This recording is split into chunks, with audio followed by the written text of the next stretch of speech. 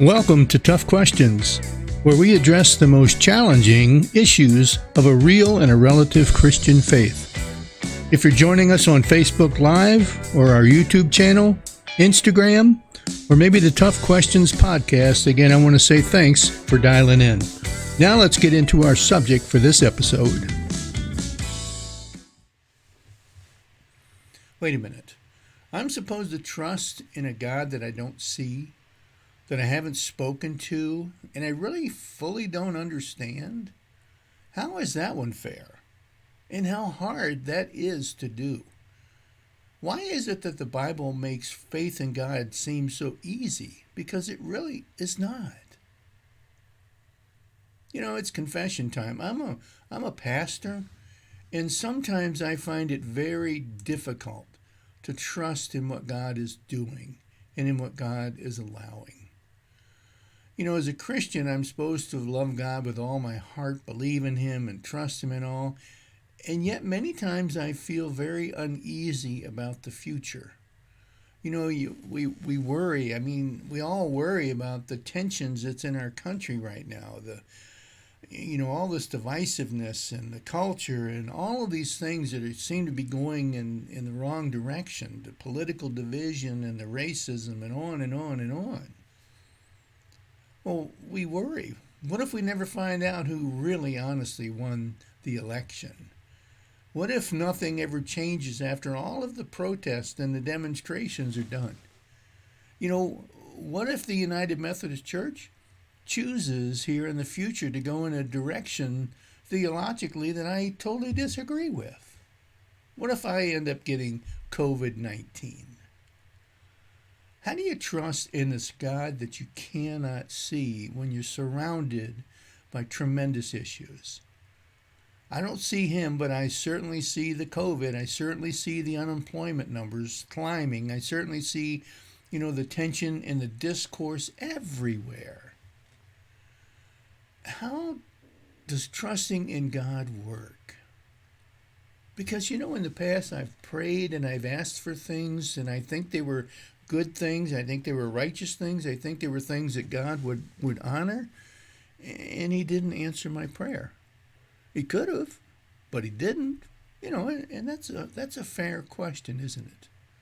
So how do you trust a God like that you don't see, you don't hear, you don't understand, and many times, as Mother Teresa would say, He was silent.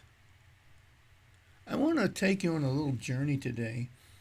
Jesus in the book of Luke is by this lake, the lake of Gennesaret, and He's teaching the people that had gathered there.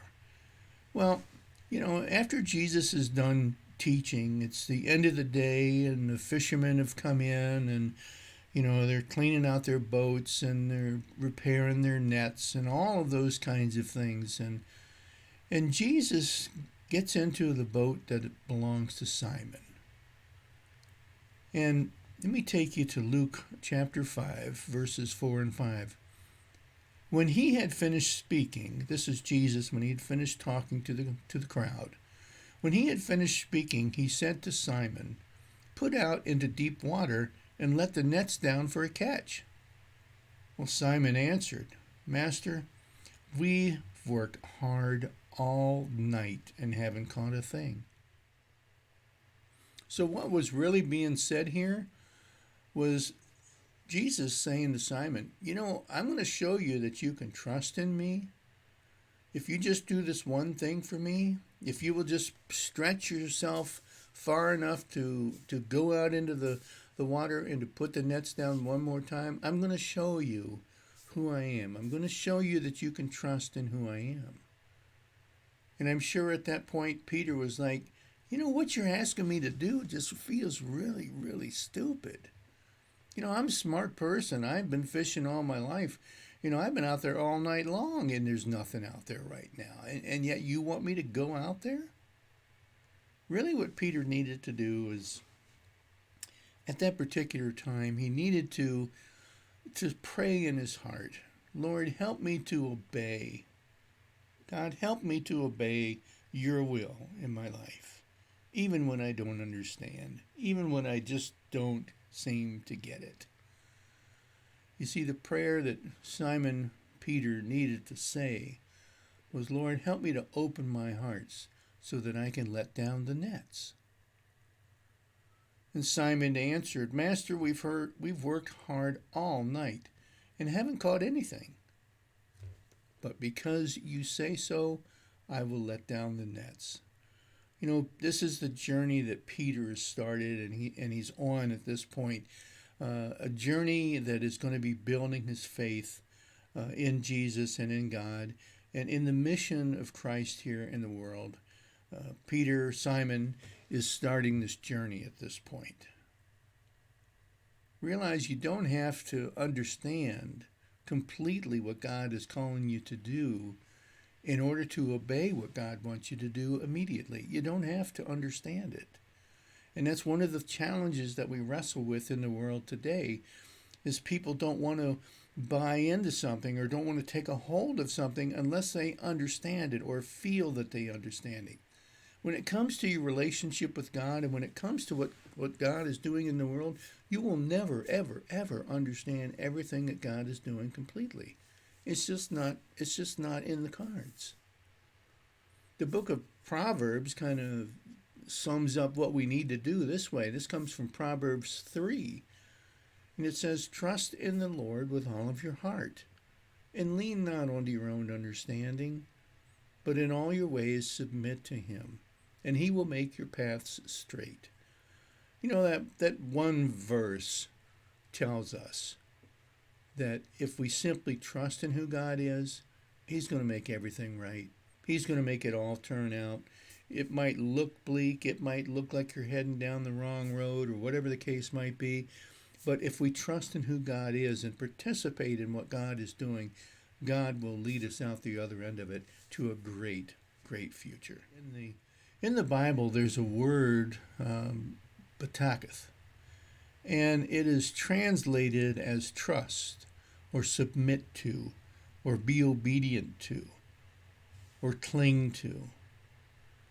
You see, in order to cling to God or batak God, you have to let go of whatever it is that you're holding on to. You got to let go of your own understanding. You got to let go of your own wisdom, your own plans, your own goals, your own aspirations, your own place that you see yourself 6 months from now. You got to let go of all of those things in order to fully trust God and follow God to wherever he is going to take you. You got to do that if you're going to let down the nets. There's a group of Jesuit priests from back in the 1600s, and I want to tell you a little bit about this group. There was 8 of them. There was 2 lay missionaries and 6 Jesuit priests, and they've come to be known as the North American martyrs over the years. And again, back in the early 1600s, these men traveled to a place that we today know as Canada. And they felt called by God. They didn't understand the plans that God had for them. They didn't understand, why God wanted them to go to this particular place. They didn't understand why, all of these doors were being opened that would lead them to this particular place and time. But they did sense that it was God's calling.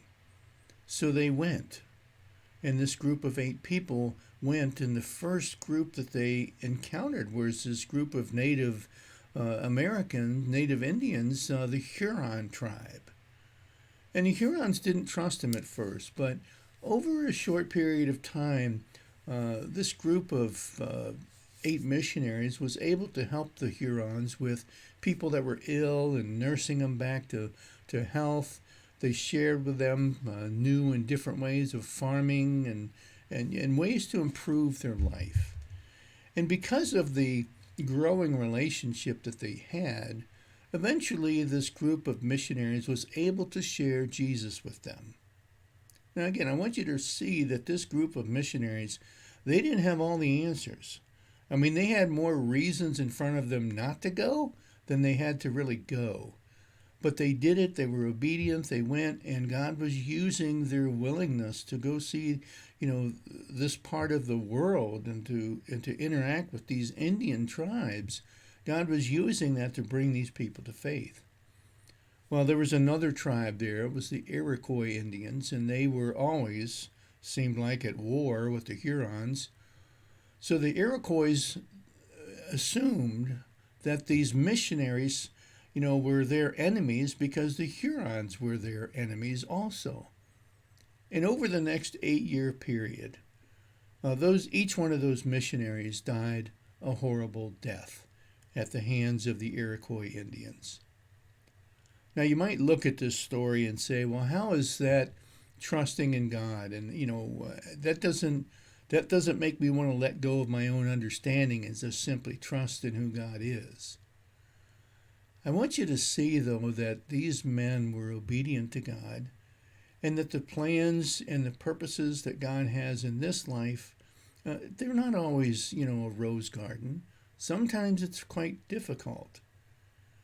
But we have to keep in mind, in the forefront of our mind, that God's plan in this world is to bring people back to himself. And it's going to take sacrifice. It's going to take hardship. And sometimes it's just plain hard to even think about. But still we're left with this choice, with this God that we believe in and that we trust in, but only to a certain degree, because we've never heard his voice. We only see doors opening and closing, and it's hard to trust in someone where you don't know where they're taking you, especially when you read stories of this nature, where you see people that were trying to do the right thing, and they did, but it ended up costing them their lives. If any of us are ever going to be at the point to where, like Simon, we're willing to let down our nets simply at the command of Jesus or at the call of God, we have to learn to trust him without any reservation. That is my hope and my prayer for you this week, is that you will continue on this journey of faith and that your time with God this week will bring you to a deeper love for him and just a deeper understanding of the pathway that God has carved out for your particular life. The same thing for me. That this week we might all come to a deeper understanding and a deeper commitment to let down the nets. Tough Questions for God is a teaching ministry of the Rosebush United Methodist Church and is available live on Facebook Sunday mornings at 11:30 a.m. Or feel free to check out our YouTube channel at Rosebush UMC.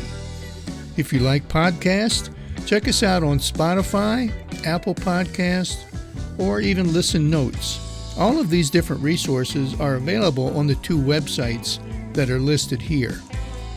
Also on Mondays, a weekly devotion is posted using the same media, so check it out. If you are into blogging, check out the Tough Questions for God blog at the website that is listed here for you. As always, God bless, have a great week, and thanks for dialing in.